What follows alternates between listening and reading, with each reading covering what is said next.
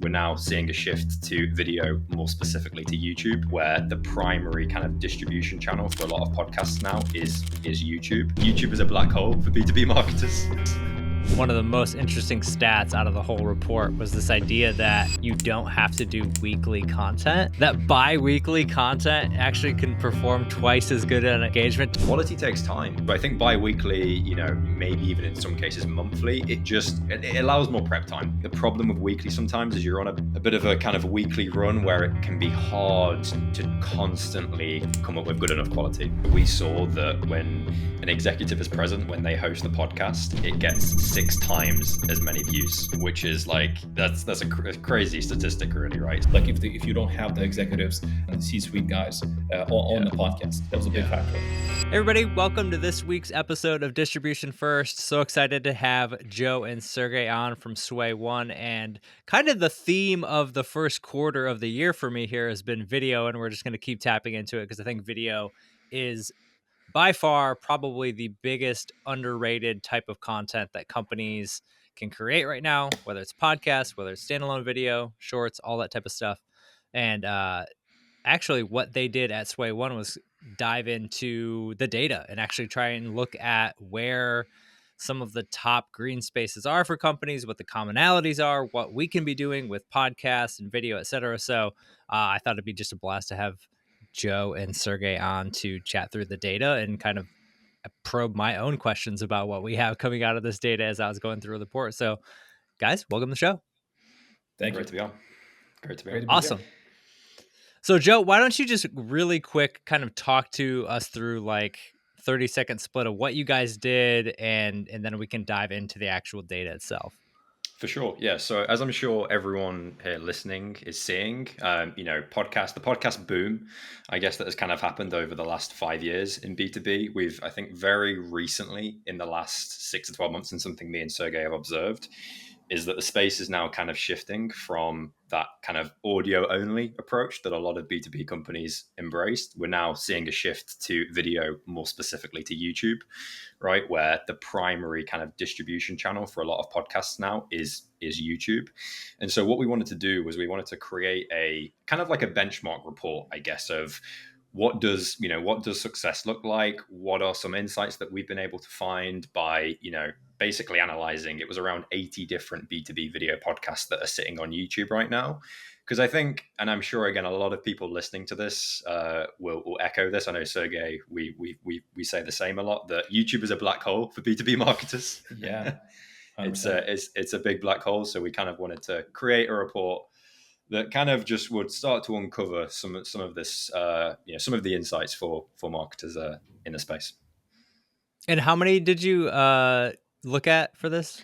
80. It was literally 80. like Okay. 80 different B2B podcasts. Yeah. Okay. Yeah. And these ones, like, how did you choose which 80 you were looking at? I'm just curious. So it was a broad sample size. So we didn't want to pick any just crazy outliers, So it was really a mixed bag. There was some on the very low end. There was some, we picked also some B2B creators as well, some B2B media companies. So we wanted to get a really good broad sample size. So a mix of small companies, larger companies, some VC firms, and then some B2B creators. Awesome. I'm curious, as I was looking through it, there's so many little nuggets. I'm curious for both of you, Sergey and Joe, so maybe I'll throw it to you, Sergey. What was like your top insight coming off of this, where like after you got done, looked at all the data, it's like stuck, like eating space in the back of your brain that you can't stop thinking about? Well, it's a YouTube optimization, right? It's the shows that are YouTube first, that are getting better views, that are optimized for that platform that is overtaking Spotify, overtaking Apple Podcasts, and that will only continue. And the listener experience and viewer experience will improve. We're not only going to be in the position as we are right now to just be watching YouTube for 2 hours, because that's not super convenient. And having executives, having thought leaders, C-suite on the podcast who are great speakers, who know what they're talking about.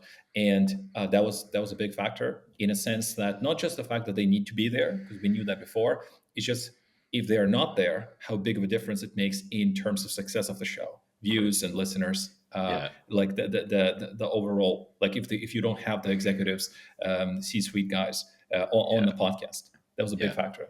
Yeah, and just to add like a metric behind that as well. So we saw that when an executive is present when they host the podcast, it gets 6 times as many views, Mm, which is like that's a crazy statistic, really, right? So if it's if we compare 100%. that to how a lot of B2B podcasts still run, where it's typically like the marketing manager that runs it, or it's that type of individual, it's a massive difference. So it really speaks to the power of having the SME, having the executive host it.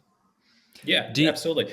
And Yeah, the other part I would just add is that that's something that is important is that multi-format show. yeah, So like not being just only stuck to two people interview format that's been there for since the beginning, since 2009, over whenever podcast actually appeared.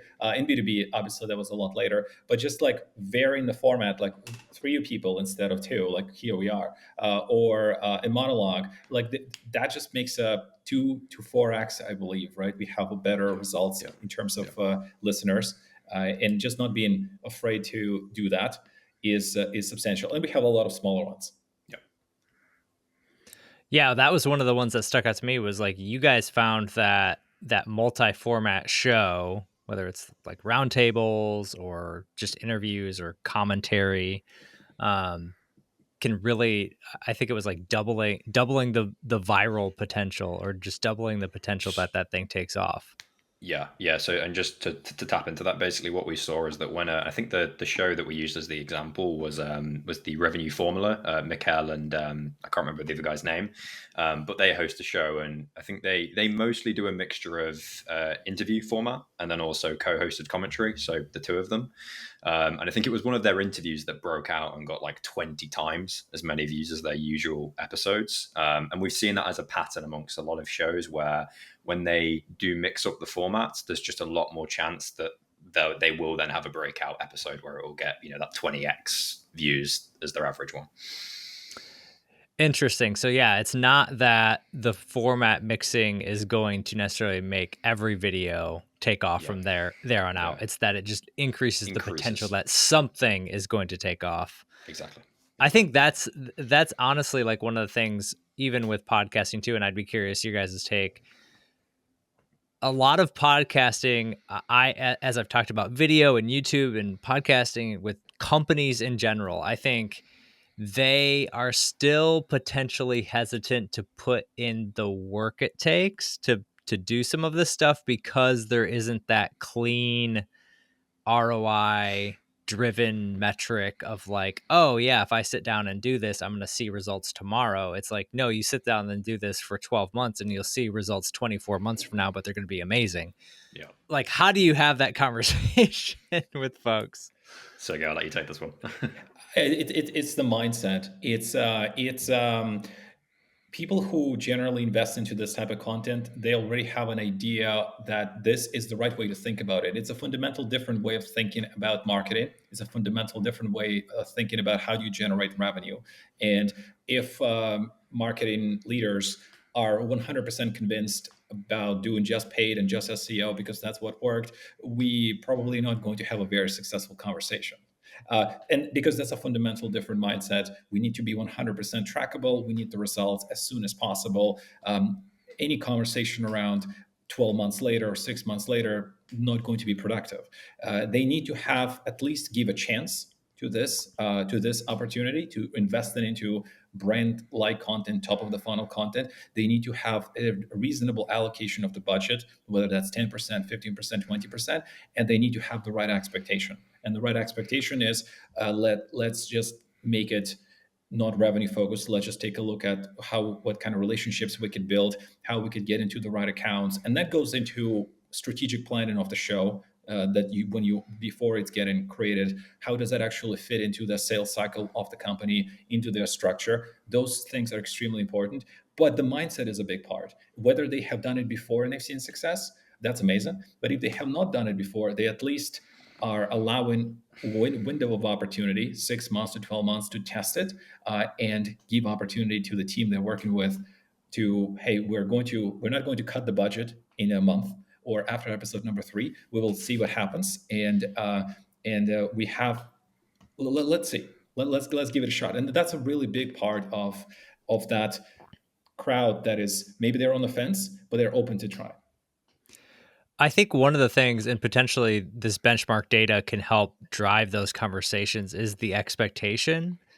Did you guys, when you were looking through any of this, kind of get a benchmark of the idea of like if you're pitching the show to an executive and saying, "Hey, like here's what kind of the benchmark is like for good. Like if you're getting 50 views an episode, like you're doing pretty good." Like I think sometimes there's no level set of like what the Yeah. expectation even could be. So how like Mhm. did you guys discover any of that, or do you Yeah. have those conversations with folks as well?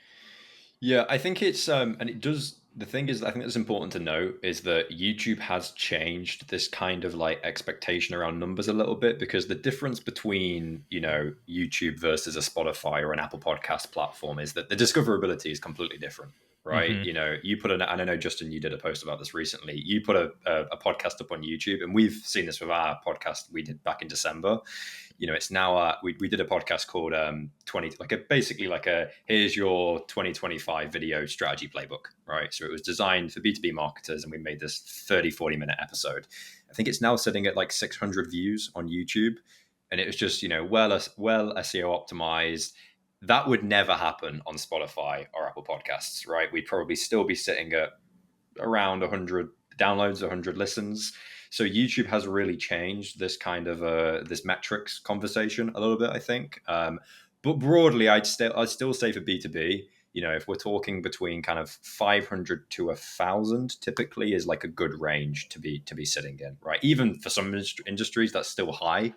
If they've got a Right. really small ICP, that's actually considered Mhm. in the high bracket. But generally, if you can get towards that 500 kind of listener number, and that's across YouTube, that's across all the platforms.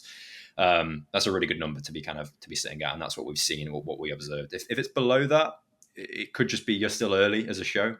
You're still kind of early on, but 500 is generally across all spaces a good number to target.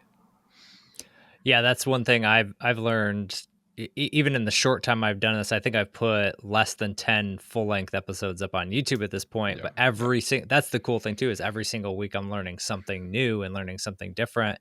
In this yeah, past episode, where it's at right now. It's only been out a couple days, and I think it on YouTube has already surpassed what all of the other podcast listening platforms have yeah, had. And I've been on the podcast platforms for 3 years, and I've been on YouTube for like three yeah, weeks. It feels like so.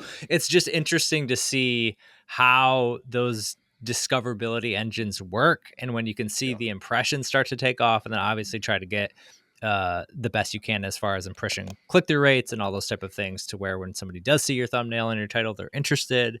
And that goes to a whole other world of like Sergey was talking about optimization earlier and how you can actually of course, yeah, optimize. And I think that is another big leap for folks as I've talked to more people, even with the folks that are on my team, as we talk about YouTube, it's a big learning in terms of like creating content for YouTube. Like it's not just like sitting down and recording a podcast. Even for this show now, I'm like having to rethink how yeah, I do things just because it matters and how that's packaged and brought and shown on YouTube and what yeah, somebody gets early and how like what's the actual conversation, what's the hook, it's not as easy as just saying, "Oh, let's get our execs in the room and have a 30-minute chat on whatever." Like there is some legit strategy in it, and I think for yeah. content strategists who are listening to this, like content marketers who like feel like the strategy bend, like this is such an exciting time to be able to take your strategy muscles that you used to use on SEO and blogs and all that type of stuff and shift it to a whole new medium. 100%, 100%. Totally. Yeah, like it's it's yeah, it's big. It's absolutely different skill set. Certainly different skill set with YouTube optimization, and fundamentally shifts how you plan. Or you should be planning episodes. The podcast, for example, everything on YouTube is about the title and a thumbnail. That is the number two top two things that are key. And if we are creating a video that is not a podcast, you absolutely start with the topic first. We 100% start with the topic first. And what you do is you actually go through search on YouTube. You look at different channels in the last 1 year, the topics that are similar to the idea that you're thinking. If there are videos like that, and you look at videos that have gotten more views than subscribers, which means they've been pushed by the algorithm quite generously, and then you can actually get a better idea of the framing of the topic and the theme of the topic that you could actually have. This is before you write anything. This is before you even plan any of those things. It's a little bit harder to do with a podcast because of an interview, because of a guest unpredictability, but it is still worth doing, because if you could have an idea of a theme that you could speak about and you talk about that with a guest in a pre-interview call, if you have that, that's cool. That already gets you a little bit closer to that point. Because if you don't do that, it's still fine, but then you are, whatever's going to happen is probably you're going to have quite a low number of views, and that's what happens with the majority of the shows. Now, you may not care about the views. That's another strategy where you only go 100% at relationships, and you basically, if you get 0 views, you're fine. But it makes sense, because you're putting so much effort, so much money into production. It makes sense to actually optimize both.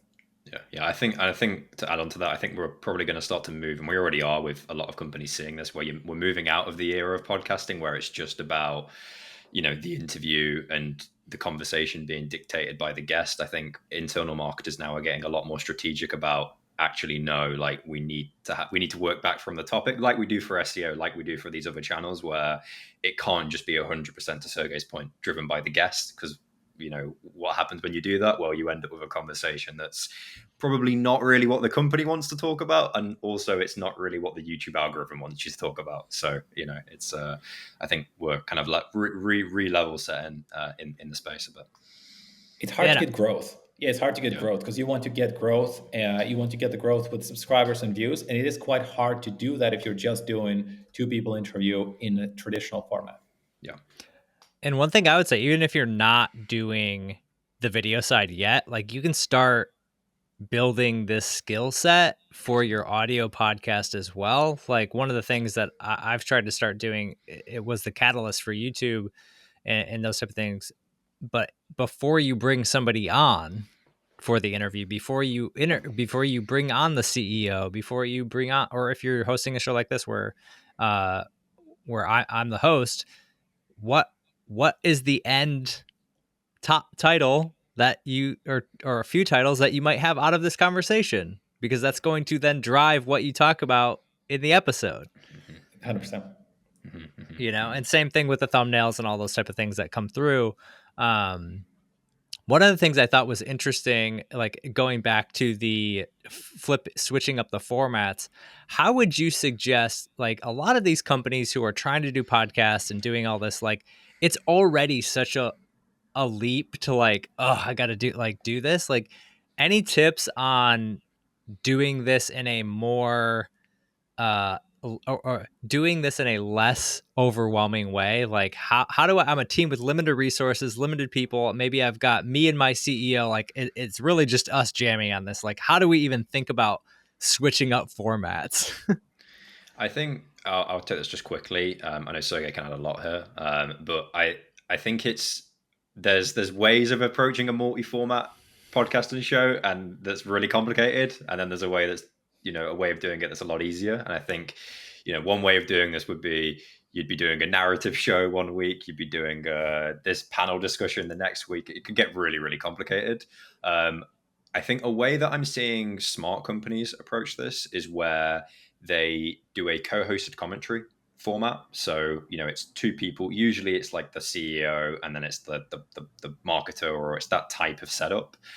So for example, the Revenue Formula, the podcast I referenced earlier, they do this really well, where one week they do a co-hosted commentary and it's the 2 guys, and then the next week it's now an interview, but it's still the 2 guys plus another person, right? So it's kind of it's a similar conversation, except the change in dynamic is just one more person joined the conversation. So I think multi-format, it can throw people off, because it sounds like we've got to reinvent the wheel every week, but actually sometimes it's just slightly tweaking how maybe one more person joins the conversation, right? And sometimes it doesn't even need to be an external guest. It could just be next week, someone else internally comes on the podcast instead, right? So it's not we've got to like wildly reinvent the actual concept every week. We just slightly, maybe a new person joins, an extra person joins.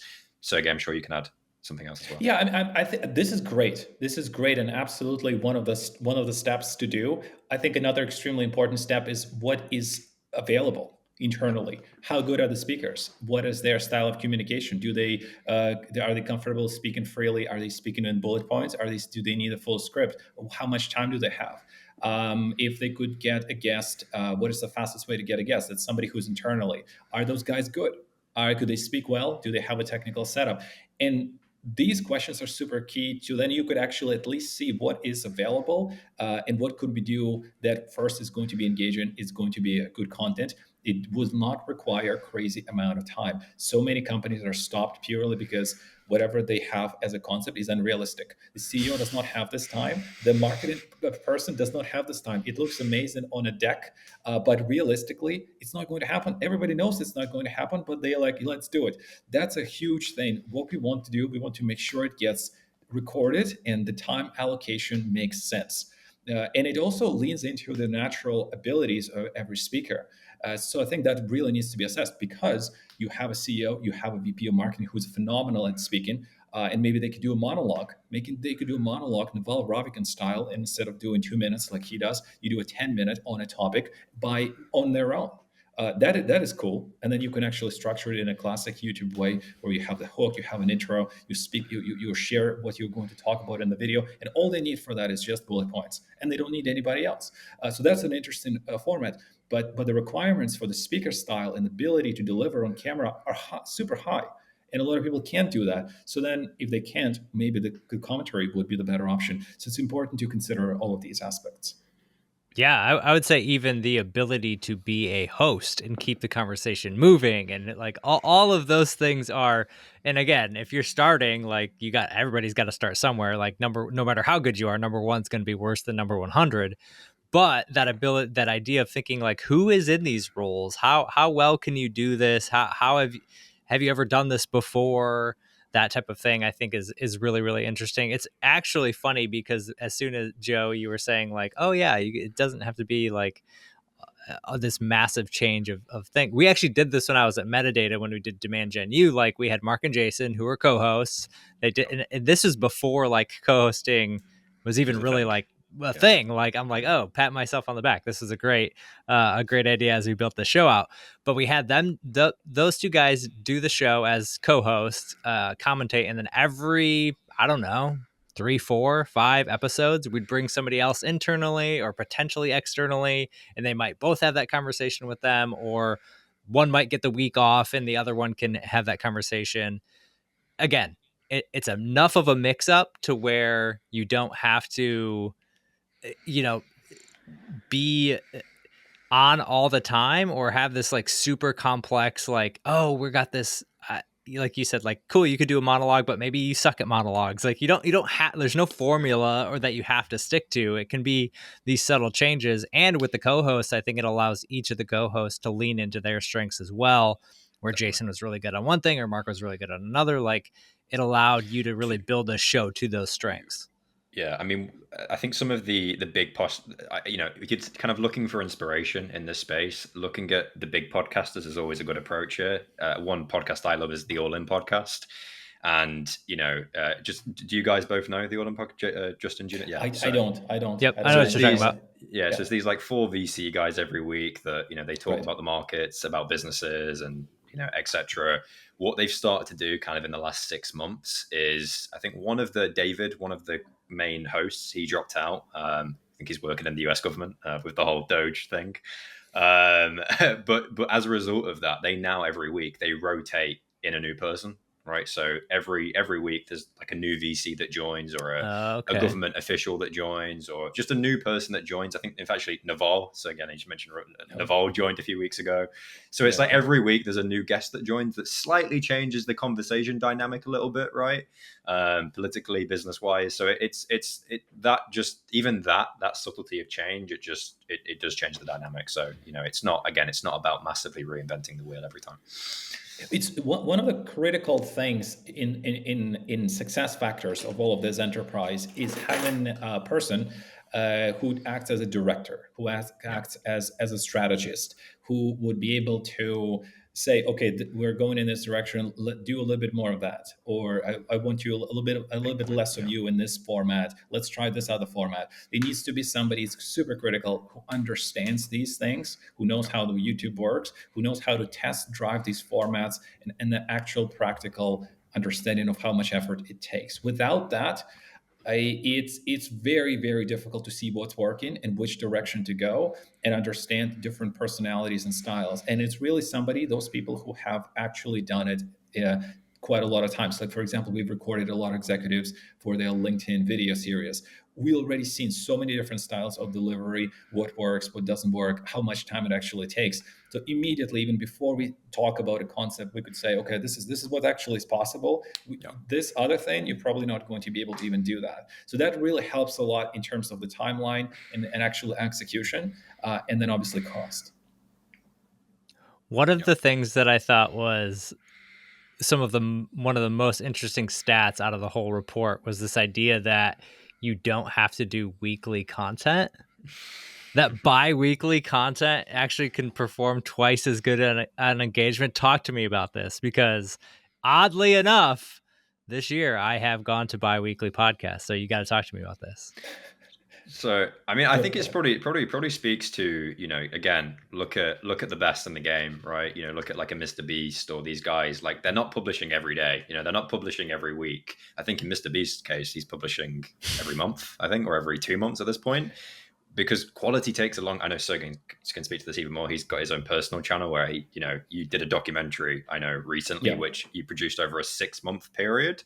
Quality takes time, right? Quality takes a lot of time. You can't, I think actually for a lot of companies, producing something that is a good enough audience quality that's really gonna like hit with 90 or 100% of their audience every week, that's a high bar to hit, right? In an audio video podcast format, that's a really high bar to hit. And so I think bi-weekly, maybe even in some cases monthly, it allows for you, it allows more prep time, right? You're not on that kind of, I think the problem with weekly sometimes is you're on a bit of a kind of weekly run where it can be hard to constantly come up with good enough quality, right? But I know, Sergey, you can add more here as well. Yeah, I agree. I think it's basically just comes down to like, it's also like not being able to do really good episodes, but also I think it's just fundamental different approach. Like you probably could do like daily videos, or not daily, but you could probably do like a few episodes a week, or you could do one episode a month. In fact, if we look at the YouTube creator world, either of the strategies could work really well. There are guys who could do like 4 videos a year, and they would be very successful, and they would do like these super cool documentaries, and it's a fun thing. You could also do like really short ones with high frequency that could work well too. A big part of it is internal, like what works internally best, how much, who is going to be on it, what kind of resources can we get, and like what does the realistically workflow look like or could look like, because some of these things, like if it is super compromised, like for example what we see a lot is an executive is running from one meeting to another meeting, then he's there, he jumps in, like he hasn't even looked at the talking point, but he has recorded, but it's awful. So is it worth continuing doing it? Probably not. Yeah 100%.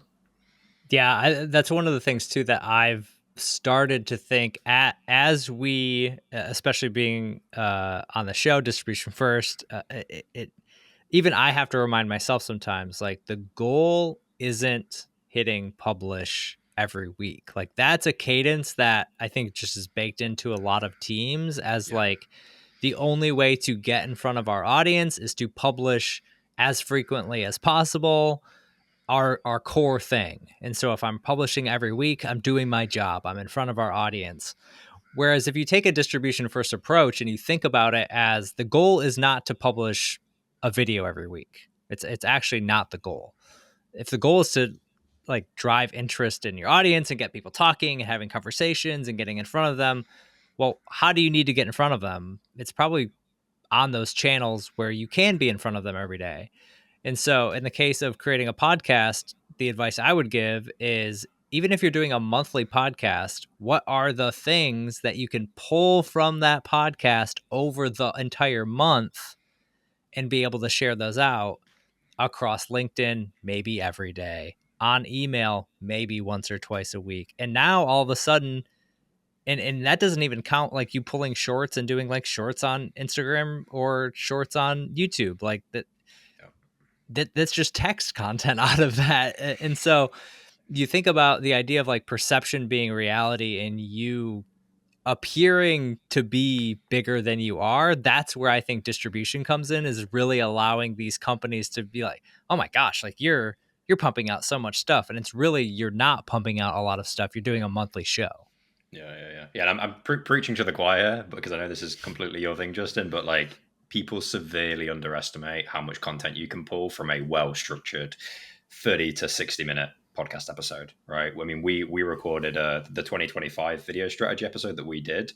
I think in total we were able to extract about 40 different pieces of content out of that thing, because it was a really well structured, episode. So that was clips, that was text posts, that was carousels, articles. Like, there was so much content we extracted from that. And yeah, like when so if you then think, okay, a weekly episode times 20 repurpose, it just actually theoretically doesn't actually work. And so in a lot of cases, it does make sense to maybe slightly tone down the amount of publishing, but then increase the amount of distribution and repurposing. Just a different approach. Yeah, just a different approach. Yeah, you do it more frequently. You get weaker content. You are much more limited on the quality of distribution, because that's like gets diluted. It's more like, you get like 30% alcohol and you're going to dilute it by, I don't know, 10 bottles, and you're going to get like 0.01%. Or you start with something that's 80%, then you're going to have a much better party.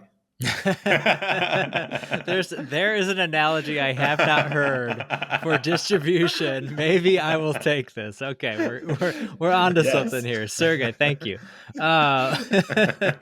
Yeah, no, it is true though. It's like a lot of the feedback that I get around distribution and repurposing, remixing, all that is just, there's no time. I have no energy left by the time I'm done with these things. And look, I get it. If you are on a small team or a solo and you're trying to pump out all these different things, you're trying to create all this stuff, of course, there is no time. There's absolutely no time to be able to distribute the content. And even if there is time, there's no creative energy.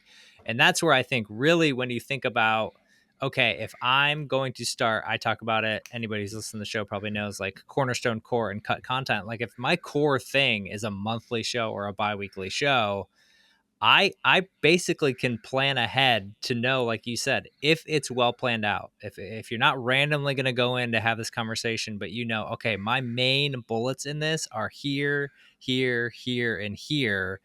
I now know those are the things I also want to talk about on social over the next month. These are the things I want to be able to pull out. Like, it's really no different if we got like super meta into this conversation. Like, some of the things I was interested in talking about on the show are format mixing. How can we properly do different formats, bi-weekly versus weekly? Like, what is this? What is good production? Like, all of these things, like, these are things I was interested in talking about. So I formatted the show to be able to talk about those things. And now I'll be able to, if I wanted to, I could have an entire newsletter that's devoted to bi-weekly versus weekly publishing and how distribution first can help solve that. I could have 3 or 4 posts about that same thing based on our conversation. Say, hey, here's what Sergey and Joe said. Here's a link to the report. It took no extra time. It took a little bit of planning. And it's quality stuff too, which is key. Like, it's not diluted. It's not like you're just water down, like stuff that is on Google on the link number 3. Yeah. Right. Yeah. Yeah. And that's what I mean. What we've seen now is, like, even the text post quality now, because you're using the transcript and you're using that even with these AI tools, because it's still following, your tone, and it's got the whole transcript as context. The quality of that written content is incredible. It's like really, really like high quality now, particularly when you also merge it with other sources that you've got internally. Mm-hmm. It can be incredibly high quality. So from a content engine perspective, the efficiency goes up so much for your average marketer. Yeah, my like leaning, especially now, like at like this is like this podcast and all this is all like fun. Like this is all just like extra, you know what I mean? Or and for a lot of companies, it's even though they wouldn't maybe put it in that same category, like it kind of is. Like our business, we need like especially if you're just getting started, like it's this extra new thing we're trying. So like don't burden yourself with the extra new thing that you're trying. Like how can you deliver the best episodes? How can you deliver the best content off of that? What does that actually look like? And one of the biggest things that I always talk about is that realistic content. I call it content floor of like what can you consistently deliver to your audience without burning out? And that's a hard question, right? Like you're talking about the CEO who's running all the meet. That's a really hard question to have a see with a CEO. They're busy. They're kind of used to being busy. They're kind of used to being all over the place. And then you're like, hey, no, I need a realistic. So like, what can you actually do here? Oh, I could absolutely make it work. And it's like, no. What can you actually do at a high quality? Like I need this and this, and that's true of at your average SME or even somebody like me too who's running a show. But you have a conversation with either with the CEO or with one of the executives, and you say, "Well, look, how much realistically time can you put in?" And then you actually tell them, "Look, in most cases, here's what happens. There's not enough time. This is what the content looks like, and then it gets abandoned and everything." And see what Mm-hmm. they say. And then you make a little deal with them saying, okay, well, how about we try it for these 2 weeks or 3 weeks, and then we come back and we review. So Yeah. you're being very upfront of like, here's, they will tell you, they probably actually overestimate. Majority of the time people tend to overestimate the amount of time they have and they will Especially be able to put CEOs. in, especially Yes. CEOs. Exactly. So they're like, yeah, for sure, I can do it. If it's a priority, we'll do it. But that's not what happens. So you really need to have that other review meeting to see, okay, realistically, what from those hours you could only spend like 35 minutes, and this is what we got in the end. What could we do? Do we want to continue? And how do they feel? Because they need to, like you said, Justin, it's an important point. Is like they need to feel that it doesn't take all of their time. It's not an unnecessary burden for them. It needs to be a good experience on both sides. Yeah, I'm kind of like after even looking at some of this data, like I said, I've gone to the biweekly, and I'm like, man, I wonder if I just like, I don't know, upcoming months, right? Like, what if I just summertime, one awesome episode a month during the summer, and we're gonna repurpose the mess out of that stuff, and it's just gonna be the best show that I can produce for that amount of time, and then come back in the fall and be like, you've got my mind spinning there as far as like how to make this work and think about it. And I think I, that's one of the fun things too is like it's your show. You can break. There are no rules. Like you can do whatever you want. It's what so often creators, producers, they box themselves into the corner based on a certain preconception of like it has to be this, yeah. and you really box yourself into the corner without actually knowing it, and then you end up being in this rat wheel, and you don't really know it at first, and then you start burning energy, and you slowly like burning down, and then it's like, ooh, that feels really hard. And that's not what it's supposed to be like. You're supposed to actually, it's not going to be easy, but it's not supposed to be like you're working in a mine every day. Yeah. It's a I've struggled with it in the past. It feels good to be like on the weekly podcast hamster wheel. Like it Mm-hmm. feels like you're like being super consistent, and it's great. And it is in some ways it is a good approach, but I've seen a lot of times of it, you burn out very quickly, or just actually the outcome of the content is just like not always that great, right? Mm-hmm. So it feels good, but maybe the outcome is not always good. Yeah, and I Yeah, think that you Yeah, want to be, sorry, just to add on, like you want to be there for the round 14 and have the legs. Like if it's a boxing analogy, like let's say you're going to be doing it. Let's say you have 12 months calendar. You really such a big like consistency is such a big part. You want to figure out how do you stay in the game without like being knocked out. yeah, and I think from a content perspective, like now, like it's a really hard realization, especially for anybody who's been creating content for a long time, because for a while, for years, maybe even a decade, just creating content set you apart. Creating content was difficult. You had to be probably for a long time like a really good writer. And then for a while you had to be really you had to know video. And there was a lot of stuff. Now that bar of creating content is so low. There's so much noise. I could literally go to ChatGPT and say, write me 20 posts, and they would be awful and they would be whatever, mediocre, but like you could do it and people do. And so I think the idea, I'm sort of coming back around this year to a minimalist marketing approach, but also this idea of like, I hope when somebody opens their app or opens YouTube and sees the podcast, they're excited. Like there are certain creators that we get excited about. If some, and you're not, it's not 100%, but like, could we get 70%? Could we get 80% of like when I see their email come in my inbox, it's not an instant delete, but it's like, oh yeah, they're going to give me something great. And, and same on LinkedIn and wherever, and not just this like, oh, I can press a button and create like 800 automatic clips off of my podcast. And now I'm going to post all these stupid clips with an AI generated caption. And I'm doing social media marketing. I'm killing it in 2025. Like, we have got to get away from that. I will, I will just say as well, like, I think interestingly, what I've noticed just with my own like personal patterns, and I've seen this with a few friends and we've talked about it as well, where podcasting for me is still that one format where I get excited about content from a show, right? So going back to the All In podcast, like I know they'll release today. I'm excited to listen to it later tonight, right? Like I'm already thinking in my head, going to put it on. It's going to be fun. They're going to be talking about everything that's happened this week with all the tariffs and all of that. It'll be interesting. It's like, that's the only format for me really, when I think about media now, where like I'm excited for it. It's like, it's a format that I'm looking forward to. I can't say that about LinkedIn a lot or other TikTok, these platforms. It's, podcasting is still that medium where there's a sense of anticipation and excitement, right? Yeah, and I think for like there are still those people who are able to do that, and I think at the end of the day, and why podcasting really works is because you get to know, like, and trust those people at a different level. It's one thing to read their emails; it's another to hear them talk about whatever topic every week or every other week or even every month. Of like, oh man, every time I get to hear what I love to be able to hear what they have to say about those things. And so I think as companies and as content marketers, that should be the goal. Like so often we get tied up in the like vanity metrics of wanting something to go viral or wanting to get clicks back to our website, which we know is never going to happen or whatever. And really, if you're talking about pure top of funnel content, the goal is to like create stuff that people will like and then start to like you, and that it's helpful, and that like I just feel like I'm getting so much value. It's the classic like, I wish somebody would pay for this, which is a little bit trite at this point, but like that's kind of the goal, is like to get people to love the stuff so much that they'd be like, that you'd probably like, I'd spend $5 a month to listen to the All In podcast if that was all I had to do, Yeah, 100%.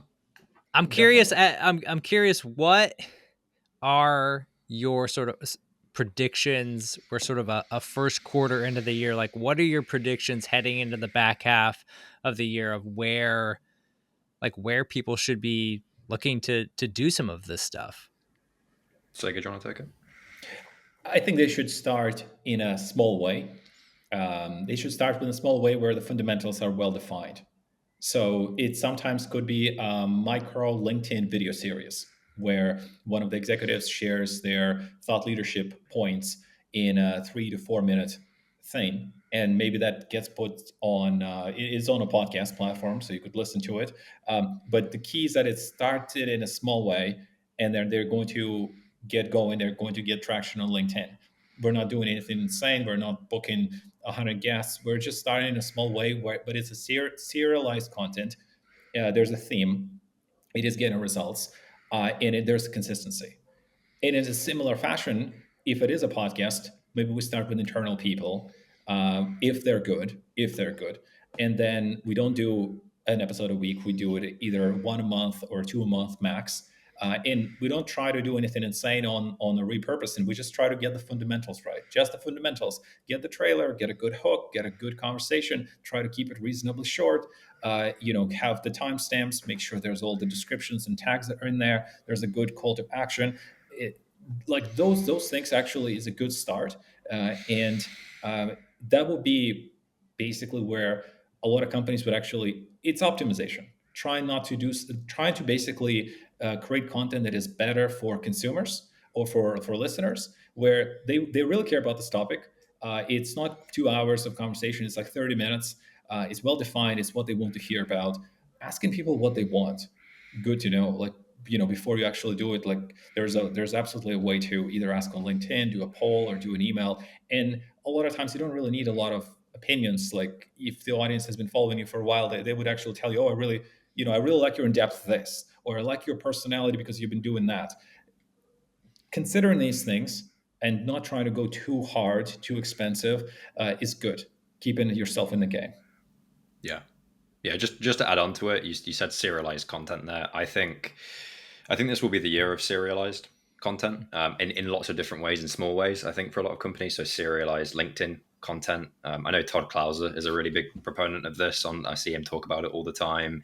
I think we'll start to see it on YouTube this year as well. Finally, where a larger pocket of companies will kind of take this concept of, when we think of serialized content, a lot of companies still think about a podcast. We're trying to broaden that and what that means. I think video podcast can really mean, that can mean a short form LinkedIn video series. That can mean a 60-minute video episode that goes on YouTube. It can mean lots of different things. So I think it's just a year where you'll see a lot more companies experimenting with serialized content in all forms, so serialized video content.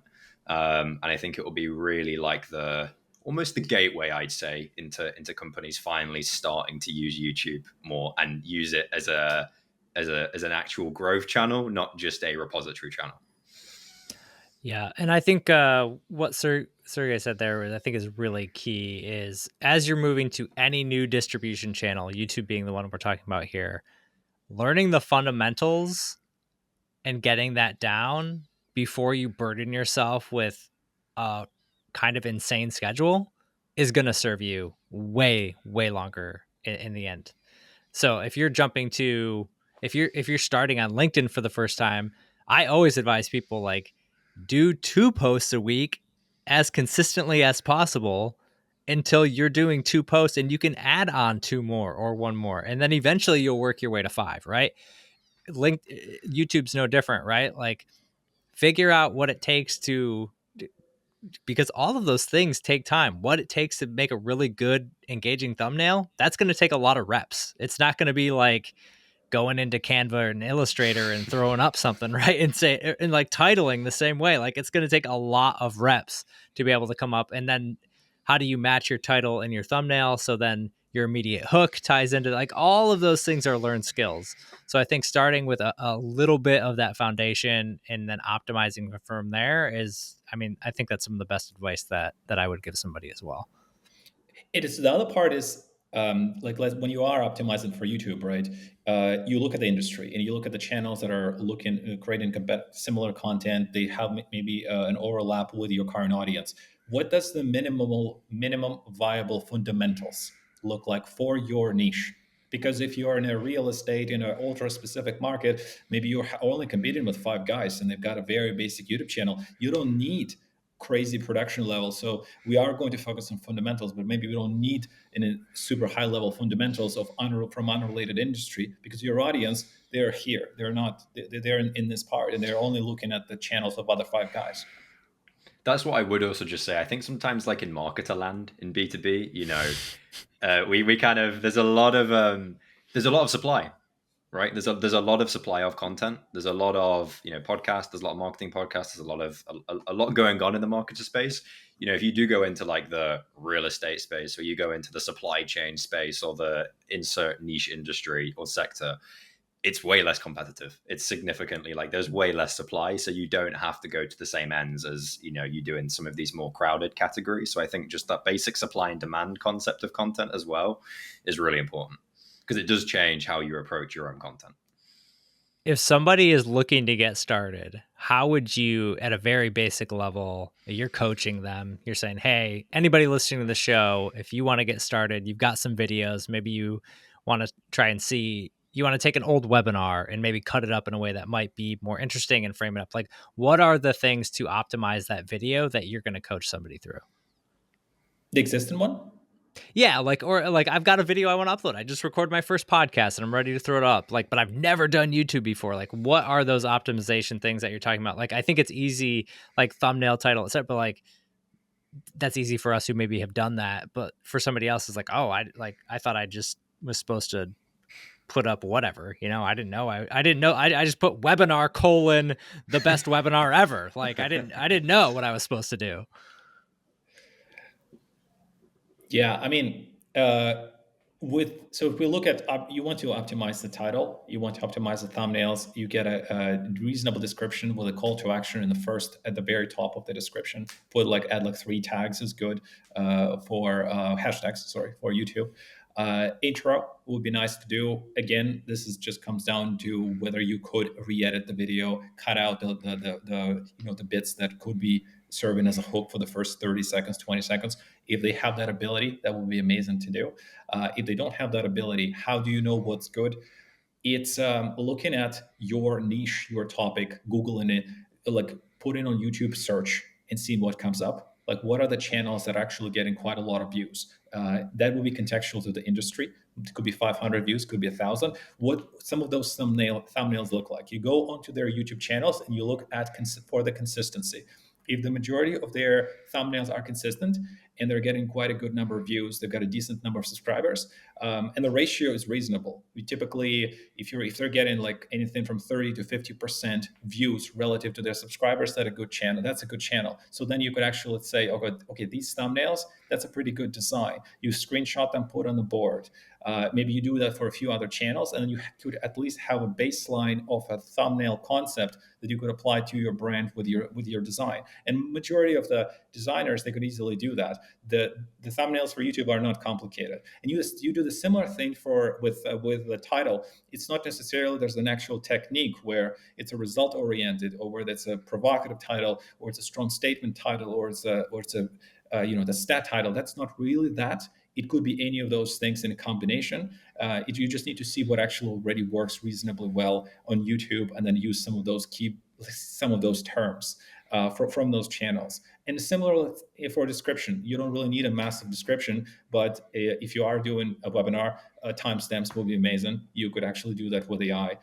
And what is the CTA? Like, where do you want people to drive to? The first link right at the very top, so they know that they could go to the end card. So add the end card right in the end. Like, do you want to drive people to the next thing, the next video that they could watch? If it is your first video, then you don't need an end card. So looking at things like that. Yeah. No. Yeah. Go ahead, Joe. Yeah, and just I think the one thing also with any like long form piece of content, so a webinar, a podcast, maybe a virtual event type setup, I think always just contextually understanding the point of view from the audience and the viewer, right? Which is, if they see a 1 hour 20 or a 45-minute duration video, the chances of them sitting there for that long and wanting to sit through that on YouTube is already you're already fighting that the minute they click on that video. So you have to just understand that, and that's maybe adding a like Sergey said, an intro hook at the start, a bit of a trailer that works really well. We've seen that. But even just little things like when they click on that video in that first 10 seconds, telling them up front what to expect. If you click on the average B2B webinar on YouTube, it starts, there's like a little buzz for 5 seconds, and then like something happens, the screen just turns white, and then it's like, welcome to today's webinar, and like it takes 5 minutes to then figure out what the webinar's about. So just like, that's the first thing I think that any B2B company could change and shift, is just like, particularly for long form content, tell viewers up front what to expect and make it really clear from that first like 10 seconds that they join that video. Yeah, respecting their time. One of the things that I have learned, and it's why I think YouTube is the top channel for anybody to be creating content on right now, is YouTube makes you do everything right. YouTube, like, you have to do everything right to really be successful, and there's no chance of you, like, there's just no chance of like, bad content is bad content, and your bad content is in the flux of millions upon millions of other content that's uploaded every single day. The other interesting thing that I would say, that for anybody who's working at a company and wants to learn YouTube, like, it's not like there's B2B YouTube and every other YouTube. Like, if you want to do B2B YouTube well, do YouTube well. And I think that's like the hardest thing for some of these Yeah. folks, or like even for me to wrap my head around when I'm working with a company is like, what are like the instant reactions? Like, what are our competitors doing? What are the other people in the space doing? What? And it's like, no, what are the best podcasters doing? What are the what is your favorite, YouTuber doing? What, because that's what, not that you have to do the same topics or the same things, but format or intro or proper cuts, or how to, oh my gosh, I didn't even realize a talking head video is actually like 10% talking head and 90% on screen graphics and movement and motion and all these type of things that keep somebody engaged for 10 minutes to watch that video. Like, reverse engineering what good YouTube is and learning what good YouTube is. And there's so much content for free that's out there. Like all the things you mentioned, Sergey, like anybody can just go watch 3 YouTube videos and learn all this stuff and try to do it. It's not super complicated. But yeah, there is no B2B YouTube. Like, just learn how to do YouTube really well and do it for your content, and you'll be well on your way. Definitely, 100%. definitely. It's the perfect gym. YouTube has so many of the fundamentals of the great content creation, and the algorithm actually helps to put a weight to your effort.